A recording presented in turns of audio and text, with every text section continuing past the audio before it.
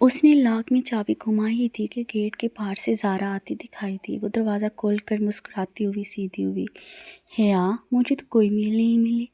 ज़ारा ने अध खुले गेट को धकेल कर अंदर कदम रखा। उसके चेहरे पर उदासी थी।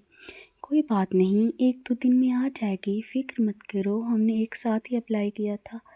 मुझे आ गई है तो तुम्हें भी आ जाएगी। मगर स्कॉलरशिप कोऑर्डिनेटर के ऑफिस के बाहर जो लिस्ट थी उसमें भी मेरा नाम नहीं है, और मेरा सिर्फ तुम्हारा है। हमारे डिपार्टमेंट में से और इन्वायरमेंटल साइंसेस की एक लड़की खदीजा का है। मुझे लगता है मेरा सिलेक्शन ही नहीं हुआ। ओह, उसे वाकई अफसोस हुआ। उसकी ज़ारा से अब बात हो रही थी। खैर, तुम कहीं जा रही थी? ज़ारा चेहरे पर बशाशत लाते हुए बोली, हाँ, मार्केट इरम के साथ। कल दावर भाई की मेहंदी का फंक्शन है ना। लहंगे के साथ की हाई हील्स गुम हो गई हैं, शायद काम वाली उठा के ले गई। अब नए जूते खरीदने पड़ेंगे। तुम चलोगी साथ?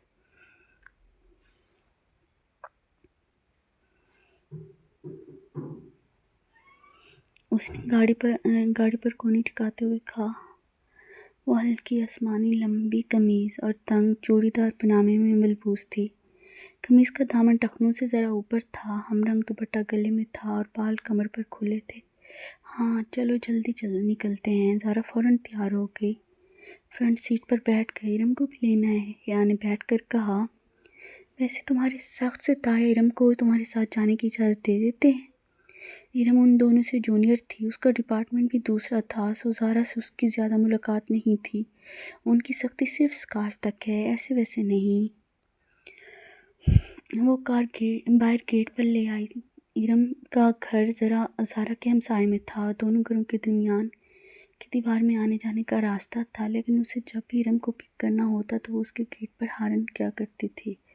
अब भी ज़ोर से हारन दिया तो चंद लम्हों में इरम बाहर आ गई। कासनी लंबी कमीज़, ट्राउज़र और हमरंग दुपट्टा सीने पर फैलाए, चेहरे पर कासनी स्कार्फ लपेटे, वो तकरीबन भागती हुई पिछली सीट के दरवाजे पर आई। हेलो हिया, हेलो ज़ारा, वो चहकती हुई कहकर बैठी और दरवाज़ा बंद किया। हिया के साथ आउटिंग के प्रोग्राम पर वो यूं ही खुश हुआ करती थी। कैसी हो इरम? तुमसे तो अब मुलाकात ही नहीं होती। उसने रुख मोड़ कर उसको देखा। आपका डिपार्टमेंट दूर पड़ता है ना? तभी। और हाँ, यहाँ हिया बता रही थी आप लोगों का तुर्की में सिलेक्शन हो गया है। मैं सिलेक्ट नहीं हुई, हिया हो गई है। खैर, इसी में कोई बेहतरी होगी। तुमने अप्लाई नहीं किया था, आपा इजाज़त देते तब ना, उसने उदास होकर कहा। वैसे पेरेंट्स को इतना सख्त नहीं होना चाहिए, ज़ारा ने कहा। हिया ने तादीबी नज़रों से ज़ारा को देखा। पहले एहसास कमतरी में मुब्तला इरम मज़ीद उदास ना हो जाए। अब अभी पता नहीं इतने सख्त क्यों हैं। गर्मी स्कार्फ लेना इतना आसान तो नहीं है। फिर कल मेहंदी के लहंगे की भी आधी आस्तीनें रखने नहीं दी। यहाँ की भी तो आधी आस्तीनें हैं, मगर अब्बा ज़रा भी सलमान चाचा जैसे नहीं है।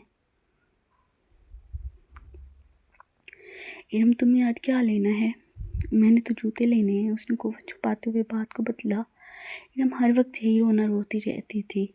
चूड़ियाँ लेनी है, मगर पूरी आस्तीन के ब्लाउज़ के साथ चूड़ियाँ अच्छी कहाँ लगती हैं। वो मुंह बसोरे फिर से शुरू हो गई तो हिया ने कैसेट प्लेयर ऑन कर दिया। आतिफ असलम का गाना पूरी आवाज़ में गूंजने लगा तो इरम को चुप होना पड़ा। मार्केट पहुंचने के बाद इरम तो चूड़ियाँ ढूंढने निकल गई। वो दोनों मेट्रो आ गई। ये गोल्डन वाला जो तीसरे नंबर पर रखा है वो दिखाएं। बहुत देर बाद वो एक ऊंची हील उसकी नज़र में जजी। ये वाला सेल्समैन ने जूता निकाल कर उसके सामने किया। वो ज़मीन पर पन्नियों के बल बैठा था और वो दोनों काउच पर बैठी थी। पहना दूँ मैं? बहुत मुअद्दब और शाइस्ता लहजे में सेल्समैन ने मुस्कुरा कर पूछा। मेरे हाथ नहीं टूटे हुए, मैं खुद पहन सकती हूँ। जी श्योर, ये लीजिए। सेल्समैन ने मुस्कुराते हुए जूता उसकी तरफ बढ़ाया तो उसने यूं पकड़ रखा था कि पकड़ते वक्त हयात की उंगलियां लाजमी उसके हाथ से मस होती। सामने रख दो, मैं उठा लूँगी। उसके लहजे रूखे अंदाज पर सेल्समैन ने गुनगुनाते हुए जूता सामने रखा। फिर बिल की अदायगी के बाद बकाया रकम उसकी तरफ बढ़ाई तो हिया ने देखा कि इस पैसों के ऊपर 5 का सिक्का रखा हुआ है और लड़की ने सिक्का यूं पकड़ रखा था जैसे सेल्समैन ने जूता। शुक्रिया। हिया ने नोटों को किनारे से पकड़कर खींचा तो सिक्का लड़के के हाथ में ही रह गया। मैम, आपका सिक्का, लड़के ने फातिहाना मुस्कुराते हुए कहा। इसको صدقے کے باکس میں ڈال دو۔ وہ بے نیازی سے شاپر تھامے پلٹی تو زارا نے بے اختیار کہکا لگایا۔ اس لڑکے کی شکل دیکھنے والی تھی، یا دل کر رہا تھا اس کی شکل پر شاپ کے سوار شاپ میں بڑے سارے جوتے مار دوں۔ پتہ نہیں ہماری ذہنیت کب بدلے گی۔ یوں گھڑتے ہیں جیسے پہلی بار لڑکی دیکھی، وہ تنفر سے ناک سکوڑتی، غصے سے سینیاں اتر رہی تھی، تب قریب سے آواز آئی، تو اتنا بن سنور کے مت نکلا کرو بی بی۔ وہ چونک کر آخری سیڑھی پر رک گئی۔ ایک معمر خاتون تھی، ناگواری بھری نظر اس پر ڈال کر آگے بڑھ گئی۔ ایک تو لوگوں کو راہ چلتے تبلیغ کا شوق ہوتا ہے۔ زارا اس کو کونی سے تھامے ہوئے وہاں سے لے آئی، تبھی ارم سامنے سے آتی دکھائی دی۔ اس کا سینے پر پھیلا دوپٹہ اب سمٹ کر گلے میں جا چکا تھا۔ اس نے کوئی خاص شاپنگ نہیں کی تھی، شاید وہ اس کے ساتھ صرف آؤٹنگ کے لیے ہی آئی تھی۔ میٹرو سے وہ اسکوپ چلی آئی تاکہ کچھ کھا پی لیں۔ رات کی دعوت تو طائے فرقان کی طرف تھی، جو بیٹے کی شادی کے لیے آئے ہوئے لوگوں کو دے رہے تھے۔ میرے لیے پائن ایپل منگوانا۔ میں ذرا بیکری سے کچھ لے آؤں۔ ارم جھپٹ کر بیر کو لپکی۔ نے گہری سانس لیتے ہوئے اپنی سائیڈ کا شیشہ نیچے کیا، سر دبا کر تپیڑا اندر آیا، مگر اتنی سردی میں سلش پینے کا اپنا ہی مزہ ہوتا ہے۔ ٹھنڈی ہوا نے سب کو گھیر رکھا تھا۔ ارم خاصی کمپلیکس لگتی ہے نا؟ ارم دور ہو گئی تو زارا اس کی طرف مڑی، اور تم اس کے کمپلیکس کو ہوا دے رہی ہو۔ وہ الٹا اسی پر خفا ہوئی۔ طائے فرقان صرف سکارف کی سختی کرتے ہیں، وہ بس اسی بات پر خود ترسی کا شکار ہے، اور تم بھی اس کا ساتھ دے رہی ہو۔ میں نے کہا کہ بیچاری نہیں ہے وہ بیچاری، اب اس کو بھی یہی سمجھانا ہے کہ خواہ کی خود ترسی سے نکل آئے۔ ویٹر ہاتھ میں کارڈ پکڑے حیا کی طرف آ چکا تھا۔ تمہیں یاد ہے زارا، جب پچھلے سال یونیورسٹی والوں نے ہمیں ترکی کے ٹرپ کی آس دلائی تھی اور آخر میں آ کر سارا پروگرام کینسل کر دیا تھا؟ آرڈر کر کے شیشہ اوپر چڑھا کر وہ یاد کرنے لگی۔ میں تو اتنی مایوس ہو گئی تھی، سوچا بھی نہ تھا کہ کبھی جا سکوں گی۔ اس کی آواز میں اس جھرنے کی خوشی در آئی تھی۔ زارا اور وہ LLB کے 5ویں سال میں تھی۔ ان کا 7واں سیمسٹر کا درمیان تھا جب یورپی یونین کے اسکالرشپ کا اعلان ہوا، جس کے تحت یورپی اور ایشیائی یونیورسٹی کے اسٹوڈنٹ کا تبادلہ ہوگا۔ جب درخواست دینے کی باری آئی تو اس کو ترکی کی سپانجی یونیورسٹی کا فارم سب سے آسان لگا، پھر ایک ہسپانوی یونیورسٹی میں 7 اپلائی کیا۔ بالآخر سپانجی نے اس کا انتخاب کر لیا۔ 7واں سیمسٹر پورا کر کے اس کو 5 ماہ کے لیے ترکی جانا تھا۔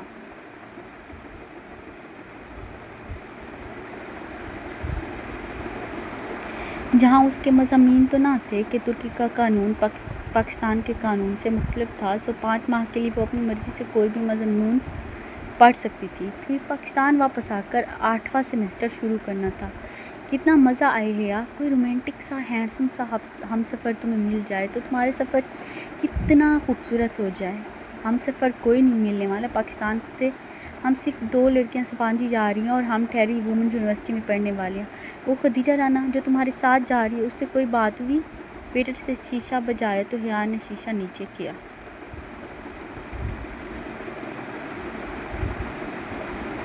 نہیں، خدیجہ رانا کو تو میں جانتی بھی نہیں ہوں۔ اس نے سلش کے گلاس پکڑے، زارا کا اس کو تھمایا یا ارم کا ڈیش بورڈ پر رکھا۔ بے دہانی میں وہ شیشہ بند کرنا بھول گئے، اس کے علم میں نہ رہا دفتن۔ زارا کا موبائل بجا، زارا نے سپ لیتے ہوئے فون کان سے لگایا۔ ہیلو اماں جی، کیا ہوا؟ آواز خراب ہے، 1 منٹ۔ زارا کے فون پر سگنل ٹھیک نہیں آ رہے تھے۔ وہ سلش کا گلاس ہاتھ میں پکڑے باہر نکل گئی۔ حیا اپنے گلاس سے چھوٹے چھوٹے سپ لیتے ہوئے ونڈو اسکرین سے باہر زارا کو دیکھنے لگی۔ اب وہ درخت کے پاس کھڑی بات کر رہی تھی۔ ہیلو مائی بیوٹی، کوئی ایک دم سے اس کے قریب آ کر بولا تھا۔ وہ دوڑ کر اچھلی، ذرا سا جوس بھی کپڑوں پر گرا۔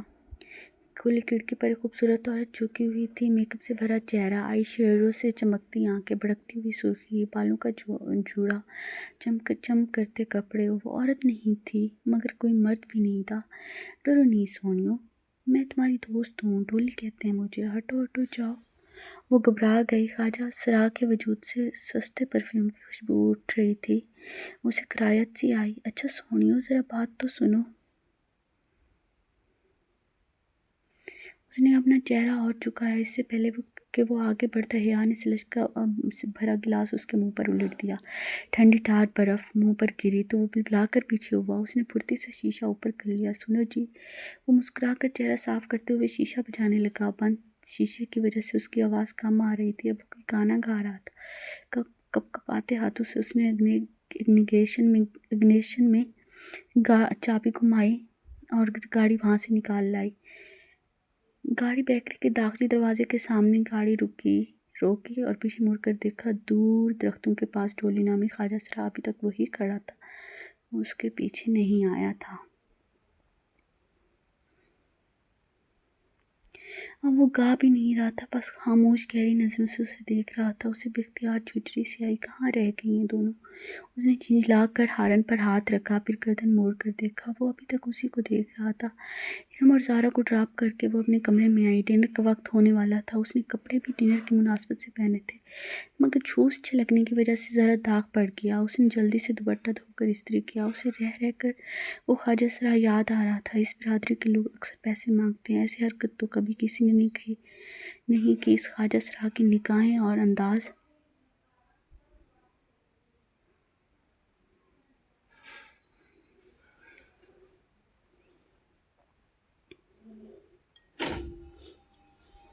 اس کو پھر سے جھجری آ گئی۔